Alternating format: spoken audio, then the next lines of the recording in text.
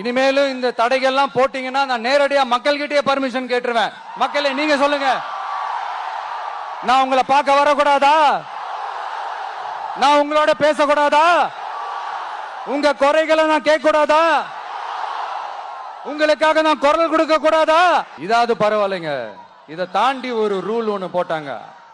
பஸ்ஸுக்குள்ளேயே இருக்கணுமா, பஸ்ஸை விட்டு வெளியில வரக்கூடாதா, கையை இவ்வளவுதான் தூக்கணுமா, இப்படியே வரணுமா, மக்களை பார்த்து சிரிக்காத, மக்களை பார்த்து கையசைக்காத, இப்படி எல்லாம்.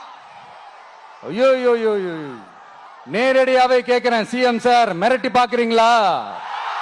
அதுக்கு இந்த விஜய் ஆள் இல்ல சார், அதுக்கு நாம ஆள் இல்ல சார். என்ன செஞ்சிருவீங்க? மேக்சிமம் கொள்கைய சும்மா பேருக்கு மட்டும் வச்சுக்கிட்டு குடும்பத்தை வச்சு கொள்ளையடிக்கிற உங்களுக்கே இவ்வளவு இருந்தா,